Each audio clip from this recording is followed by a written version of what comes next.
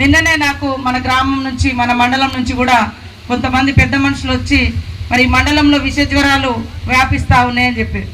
దానికి కారణం కూడా అప్పటిదప్పుడే మన వాళ్ళు తీసుకొచ్చి కారణం ఏంది అని డాక్టర్ గారిని డిఎంఎన్హెచ్ఓ గారిని వెంటనే పిలిచి అడిగినాం.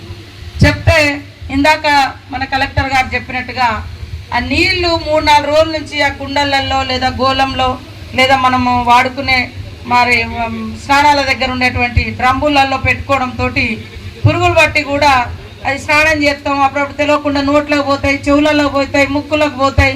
అది మన ఆరోగ్యాన్ని కూడా పాడు చేస్తూ ఉన్నాయి. అందుకనే ఫస్ట్ మన ఇల్లు శుభ్రం ఉంచుకోవాలి, తర్వాత ఇంటి ముందర శుభ్రం ఉంచుకోవాలి, తర్వాత ఊరు శుభ్రాన్ని ఉంచుకోవడానికి కూడా మనం అందరం కృషి చేయాలనేటువంటి ఉద్దేశంతో ఈరోజు రాష్ట్ర వ్యాప్తంగా మన పంచాయతీరాజ్ శాఖ నుంచి మరి పచ్చదనం స్వచ్ఛదనం అనేటువంటి కార్యక్రమాన్ని పెట్టడం జరిగింది. అన్ని ధనంలో కంటే ఏ ధనం గొప్పది అంటే ఆరోగ్యం ఘనంగా ఉండడం, ఆరోగ్యం బాగుండడమే గొప్ప ధనం. నువ్వు ఎన్ని వేల కోట్లుంటే ఏం లాభం? కునారిల్లుకుంటా, దగ్గుకుంటా, తుమ్ముకుంటా, తినే అంత ఓపిక కూడా లేకుండా అనారోగ్యం వచ్చి రోగం వస్తుంటే ఎన్ని వేల కోట్లుంటే ఏం లాభం? కాబట్టి ఊరు బాగుండాలి, ఇల్లు బాగుండాలి, అప్పుడు మనం బాగుంటాం. అందుకనే ఖచ్చితంగా ఊరును కూడా శుభ్రంగా ఉంచుకోవాలి. మనకెందుకులే రోడ్డు ముంగడ పడేస్తే వాళ్ళ బాధ్యత అని మనం అనుకుంటాం.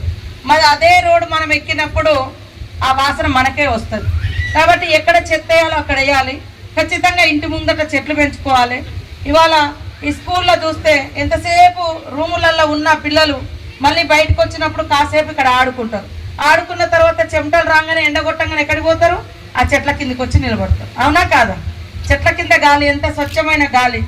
కాబట్టి వాకింగ్ పోతారు. వాకింగ్ పోవాలంటే ఎక్కడికి పోతే బాగుంటుంది అనిపిస్తుంది? పొద్దున్నే పోవాలి, లేదా సాయంత్రం, లేదా అట్లా చెట్లున్నకి వెళ్ళిపోతే మంచి గాలి పీల్చుకోగలుగుతాం. కాబట్టి వృక్షం అంటే మన మొక్కలు మనల్ని రక్షిస్తాయి. కాబట్టి ఖచ్చితంగా వృక్షాలను మనం రక్షిస్తే అవి మనల్ని రక్షిస్తాయి. అందరూ కూడా మొక్కలు అనేది ఖచ్చితంగా పెట్టాలి, శుభ్రత పాటించాలి. అదేవిధంగా మరి డ్రైనేజీలు కూడా నీట్గా ఉంచుకోవాలి. ఇప్పుడు కలెక్టర్ గారు చెప్పినట్టుగా ఈ మండలంలో అయితే దాదాపు 10-12 సంవత్సరాల నుంచి లోకల్గా ప్రజాప్రతినిధులు లేక వాస్తవానికి ఇబ్బందులు పడుతూ ఉన్నారు. మరి అది కూడా ఇబ్బంది. నుంచేమో బయట అందరికి లేరు, కానీ ఇప్పుడు 5-6 ఏళ్ళు 10 ఏళ్ళ నుంచి మనకు లేక కూడా చాలా వెనుకబాటుతనం అనేది వస్తూ ఉంది. కాబట్టి అలాంటి సమస్యలన్నీ కూడా పరిష్కరించుకోవాల్సిన అవసరం ఉందని తెలియజేస్తూ ఉన్నాము. ముఖ్యంగా తొందరలోనే ఒక సంతోషకరమైనటువంటి వార్తను కూడా మనం ఈ కమలాపురంలో వింటాం. ఎందుకంటే కొన్ని 76 నుంచి అనుకుంటా ఫ్యాక్టరీ 77